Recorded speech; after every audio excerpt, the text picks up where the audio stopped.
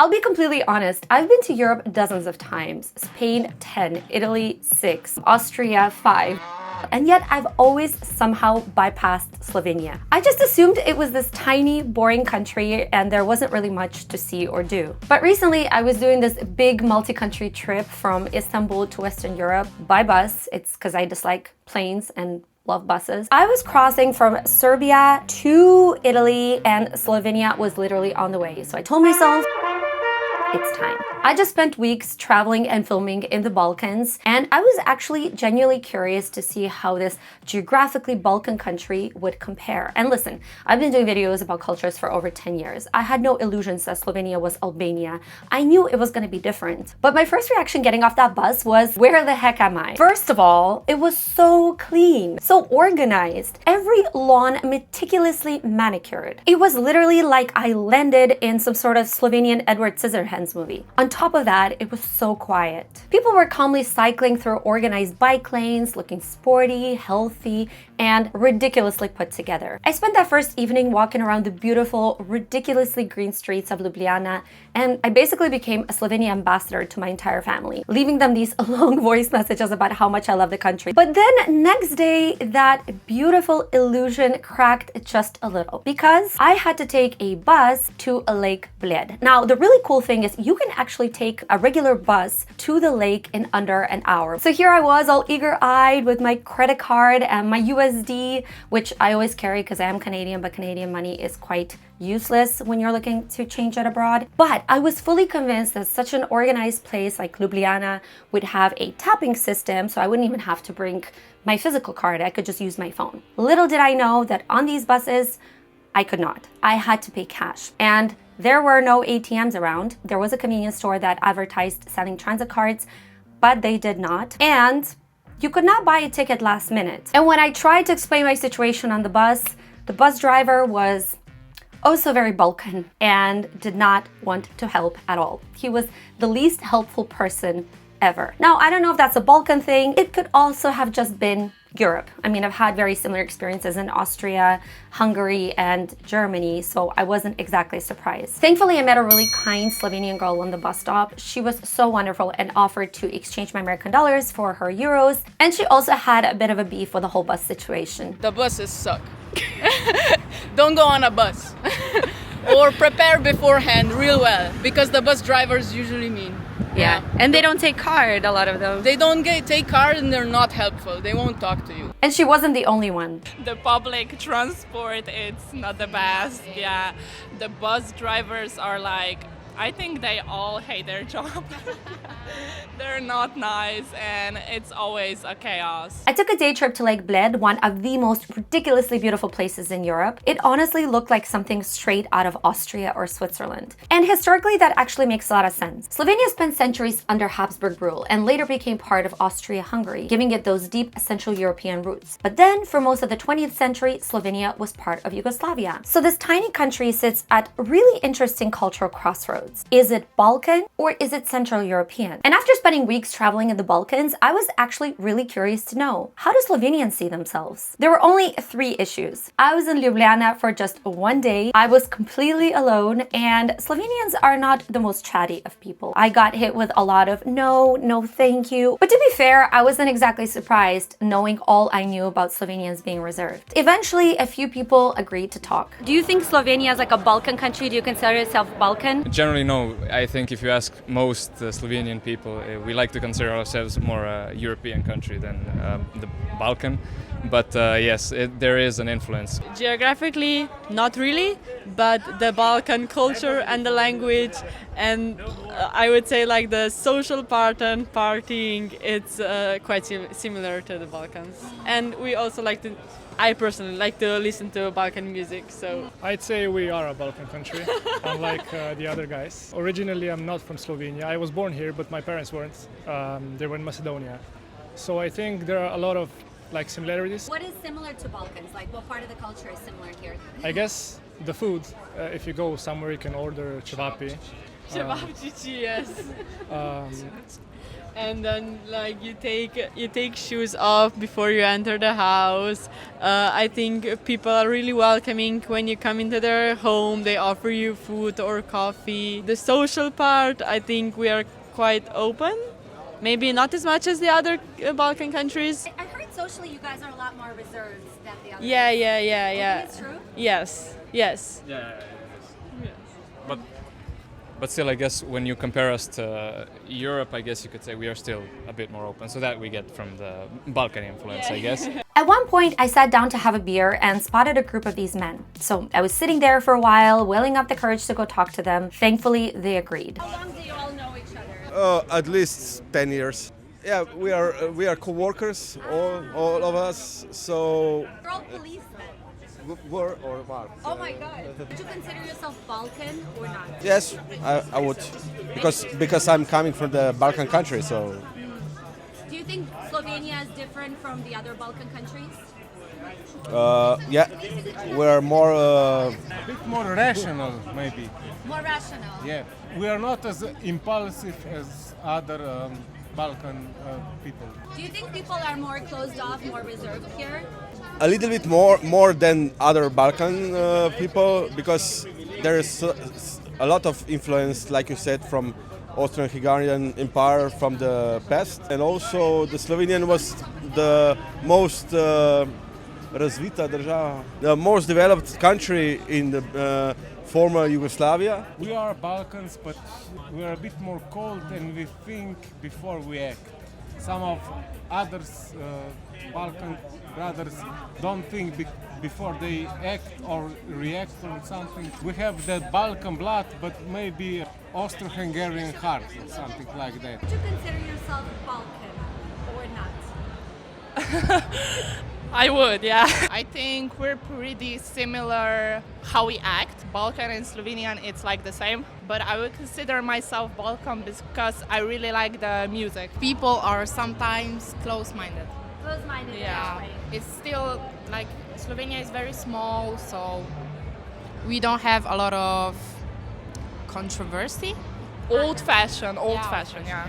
It's very traditional. Yeah. But Ljubljana is better. Ljubljana is opening up. What do you think makes Slovenia different from the rest of the Balkan countries? All people, we all come from Balkan. We all mix. We got Croatian, we got Serbian, we got Albanians, we got, I don't know, Greeks, Macedonians. So we are all mixed here and we all love each other. Do you consider yourself Balkan? Yeah? How would you describe the Slovenian mentality, the people? Love. You know, Slovenia? Yeah. We got love in the word Slovenia, so love. You have love in the word Slovenia. Yeah, so love and yeah. So today I was completely by myself, my first day here in Ljubljana, and I told myself I'm just gonna go and talk to people because I've been doing this for so long. It's actually not that scary after all. And overall, here's what I've noticed.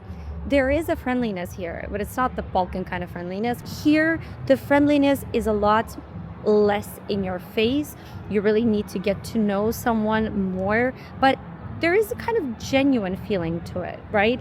There is a sense that you're getting past this kind of tough exterior, but really connecting with someone. So a bunch of people have said no to being interviewed, but they were very nice about it. The first guy that have said yes, I got a cappuccino at his place, and then after he did the interview, said, why did you pay me? Here's your money back. Like, it's totally on me. And then I interviewed, that group of policemen, and we had such a wonderful conversation. And actually, after the interview, I ended up staying with them for 2 hours, and they got me a drink, and we talked about life, and really genuinely connected, which was very surprising to me because I didn't really have any expectations here in Slovenia. People are definitely more reserved, but once you crack that shell a little bit, they are very genuine people. Cheers! Cheers. It was impossible to find any Slovenian creators in the city, so I was super happy when in that limited amount of time I managed to connect with Aaron and Petra, a cross-cultural couple. So Aaron is originally from Georgia and Petra is Slovenian, and they agreed to meet me in the city center. Slovenians, just in general, are very direct people. Like, where I'm from, we would say people like to beat around the bush, if you know the phrase. Try not to hurt anyone's feelings.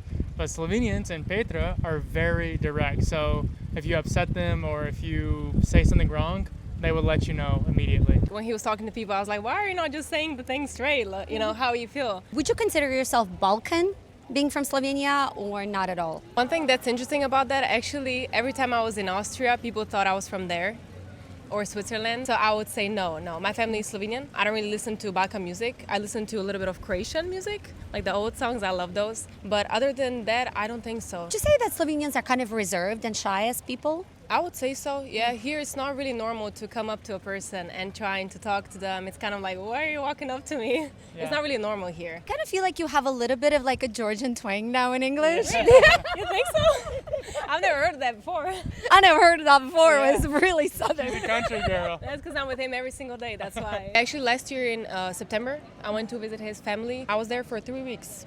And it was a big culture shock for me. Talk to me about that. I had panic attacks because we drove all the time. I didn't know what to eat, so he had to order for me all the time. The house, everything was so different, and I didn't really know what to do there. So it was also overwhelming for me because I'm the direct person, as I said, so I can immediately recognize if someone is not genuine to me. I just know immediately, and I don't like that person anymore.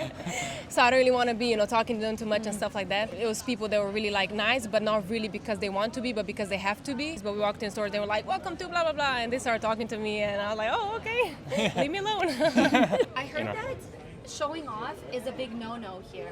I mean, like bragging. It can be perceived as you have a big ego. Yeah, if we compare it to like America, right, where everyone has like a gold chain if they're a star or like a nice watch, it's not like that here. Economically, we are a lot like equal, I guess. Whereas in the Balkans, like lower down in the Balkans, there are people that don't really live there. They go work in Germany, where the wages are really high. And then they go like for summer holidays, they rent like a nice car and they brag. Coming from other parts of the Balkans, what struck me was just how understated everything felt. I didn't really see any designer logos, flashy cars, or that whole look at me, I'm doing well kind of signaling. It felt much more German than Balkan. I really enjoyed walking through Ljubljana, so much so that I had decided to walk almost an hour home at night. And at no point during that walk did I feel unsafe. Now, days later, I would get catcalled in Bologna while walking the street at night. These guys were really aggressive, trying to talk to me. So it got to the point where I took out the pepper spray that I haven't used anywhere at this point, and I was ready to use it. I actually ended up bolting home because I was so nervous that something was going to happen. But I did not feel any danger walking home in Ljubljana that night. You're a police officer, right? Yeah. Is there a lot of crime that happens here? No, the Slovenia is a safe country. We also have the crime like at other countries, but I think my opinion is that we are a safe country. I think it's great to have kids and just family in general. It's very safe, it's green again, you can take kids everywhere, and I think that's very important for a lot of people, who want to have families. So I would really say it's a safe place. It turns out that Slovenia ranks 4th safest country in the world according to the Global Peace Index, right after Iceland, New Zealand, and Switzerland. For contrast, I looked up the Scandinavian countries and they rank much lower. And that sense of security comes with a pretty impressive social safety net. University is tuition free, parents get almost a year of paid paternal leave, and the state even covers IVF treatment. For a country of only 2 million, Slovenia seems to have figured things out really well. But there is one part of Slovenia where the Balkan side really comes out: alcohol. At over 11 liters of pure alcohol per person a year, Slovenia ranks well above the European average. Slovenia is pretty high up on the countries that drink a lot. Is that true? Yeah, probably we are somewhere in between Scandinavian countries and Balkan countries. So somewhere in between. Okay, yeah. I heard that among like young people, drinking is actually dropping down.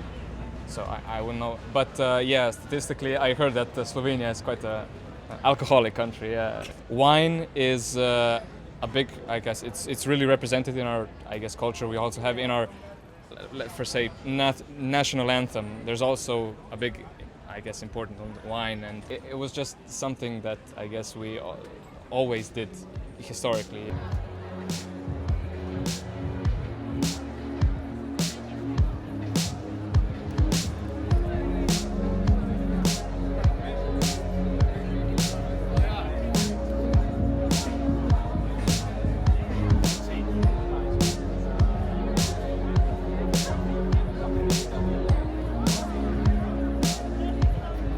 reason I chose Slovenia is because I loved the vibe. I loved how relaxed it was. No one was in your face. No one's really too loud and obnoxious, if you know what I mean. People grow their own food. People are more simple in a lot of ways, which makes it more of this enjoyable culture for me. It has this really like family vibe. I mean, even Sundays in Slovenia are closed. Everything's closed. Really? It's reserved for like a family day. In America, Sunday is grocery day and shopping day, and it's a completely different meaning. Never stops. Yeah.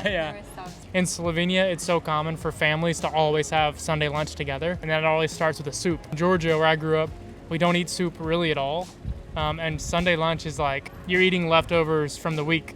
You're not eating, a home-cooked meal that's just special for Sunday, and so that was really cool to discover this family culture on Sundays. If you guys had a chance to leave Slovenia or stay, would you leave or stay? I would definitely go out there to get some experience, maybe to see how it works. But since I'm probably going to be a mom one day, like the childcare here and the school system and the safety all around is quite okay here. So If they don't have some kind of great turnaround in wages, I think I would go work in a different country, or at least remote. I'm not going to be a mother one day, but it is a really nice country. So unless there's some crazy job opportunities out there, I mean, I would like to stay and live here because it is really nice. It's my home at the end of the day. So.